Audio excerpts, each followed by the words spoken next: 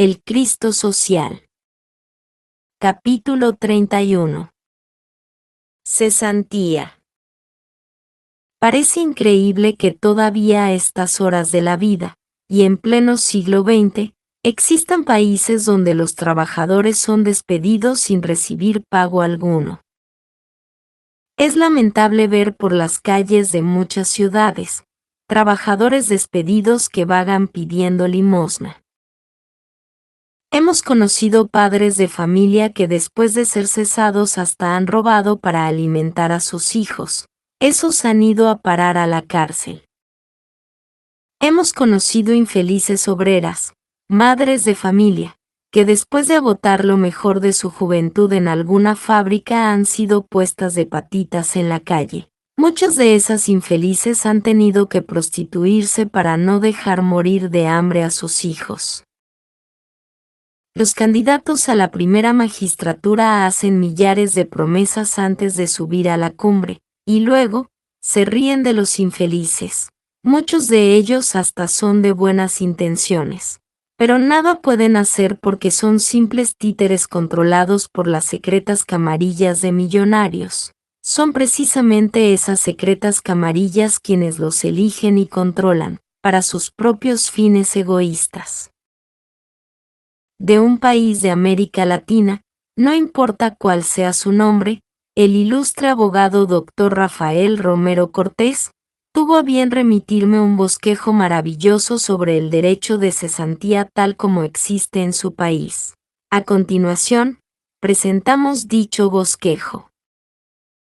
Bosquejo sobre el derecho de cesantía.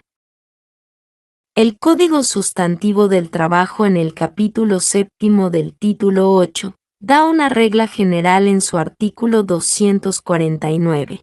Estatuye que todo patrono está obligado a pagar a sus trabajadores y a las demás personas que se indican en este capítulo, al terminar el contrato de trabajo, como auxilio de cesantía un mes de sueldo por cada año de servicios, y proporcionalmente por fracciones de año. En el artículo 250 se establecen las circunstancias por las cuales se pierde el derecho a disfrutar de esa prestación. El principio general tiene excepciones y ellas están consagradas en el artículo 251 de la misma obra y se limitan a la industria puramente familiar, a los trabajadores accidentales o transitorios y a los artesanos que, trabajando personalmente en su establecimiento, no ocupan más de 5 trabajadores permanentes extraños a su familia. Cesantías restringidas.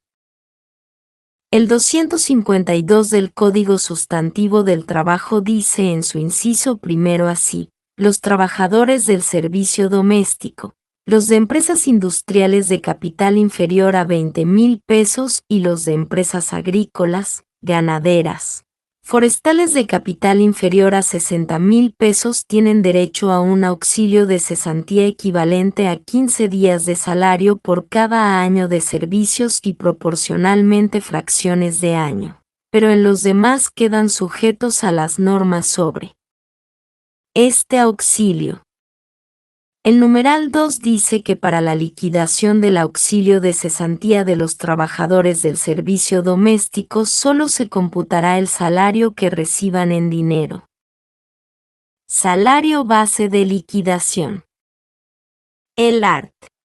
253 dice que para liquidar el auxilio de cesantía se toma como base el último salario mensual devengado por el trabajador. Los aumentos de salario que se hagan a partir de la vigencia de este código solo afectarán el cómputo de la cesantía durante los 3 años anteriores a la fecha de cada aumento. Prohibición de pagos parciales. El artículo 254 prohíbe a los patronos hacer pagos parciales del auxilio de cesantía antes de la terminación del contrato de trabajo, salvo en los casos expresamente autorizados, y si los efectuaren perderán las sumas pagadas, sin que puedan repetir lo pagado. Los trabajadores llamados a filas, artículo 255 del CST, permite liquidarles parcialmente la cesantía. También, artículo 256, para la financiación de viviendas, mediante el lleno de ciertos requisitos. Patrimonio de familia. El art. 257 dice que la casa de habitación adquirida por el trabajador antes o después de la vigencia de este código con el auxilio de cesantía en todo o en parte, no constituye por ese solo hecho patrimonio familiar inembargable. Muerte del trabajador. El art. 258 de la obra citada estatuye: el auxilio de la cesantía es transmisible por causa de muerte conforme a las reglas del Código Civil. No excluye el pago del seguro de vida colectivo obligatorio, y cuando valga 5,000 pesos o menos se pagará directamente, de acuerdo con el procedimiento establecido en el artículo 12. Conclusiones. La cesantía es completa cuando se paga un mes de sueldo por cada año de servicio o proporcionalmente por fracciones de años servidos, restringida en empresas industriales de capital de 2,000 pesos, empresas ganaderas, agrícolas, forestales de capital de 60,000 y los empleados del servicio doméstico que ganan solamente 15 días por año o proporcionalmente al tiempo servido. La cesantía se causa al terminarse el contrato de trabajo, es decir, cuando terminan las relaciones laborales con el patrono y el trabajador deja de trabajar. A veces puede estar vigente el contrato cuando el trabajador está incapacitado para trabajar y se le paga entonces auxilio por enfermedad. No se le puede pagar al trabajador cesantía parcial estando trabajando.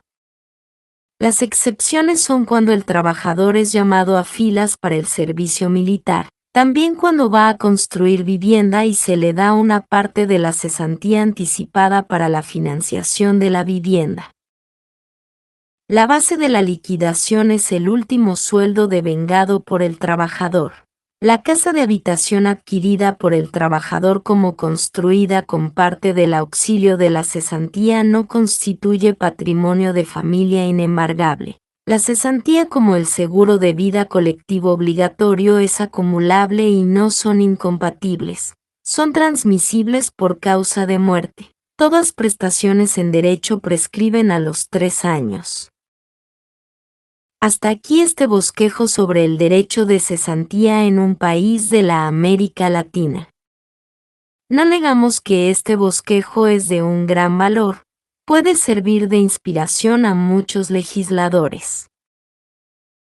Desgraciadamente los capitalistas son además de crueles y despiadados, suficientemente astutos para burlar la ley. Hoy en día en ese lejano país ya los trabajadores no duran en los empleos más de unos 3 meses. Los patrones despiden a los obreros lo más pronto posible, para no acumular cesantía. Ellos saben que conforme el tiempo pasa la cesantía aumenta. Así pues, ya los trabajadores no cuentan con un trabajo seguro en ese país. A los legisladores se les olvidó la astucia de los patrones. Si los legisladores hubieran fijado legalmente el tiempo mínimo de contrato, esa burla a la ley se habría hecho imposible. Consideramos que mejor hubiera sido fijar 1 año, como tiempo mínimo de trabajo. Nos parece también un absurdo el que la casa de habitación del trabajador construida con parte del auxilio de la cesantía sea embargable. Creemos que a ningún trabajador se le debe embargar su casa de habitación, deba lo que deba. La casa de habitación de un trabajador es muy sagrada.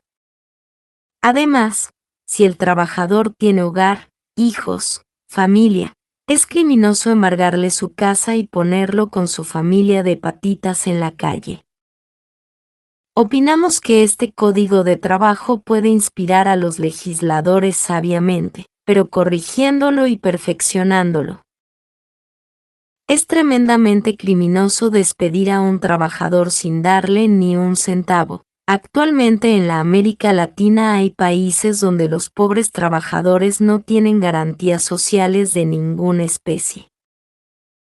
Es necesario comprender que los trabajadores despedidos de su trabajo necesitan comer y vivir y por ello es urgente darles dinero suficiente para que puedan sostenerse mientras consiguen un nuevo trabajo. El comunismo es el resultado de la crueldad y falta de humanidad. Es axiomático que la crueldad de los capitalistas produce comunismo. Si queremos salvarnos del peligro comunista debemos acabar con la crueldad. Despedir a los trabajadores sin darles auxilio para su sostenimiento es tremendamente criminoso.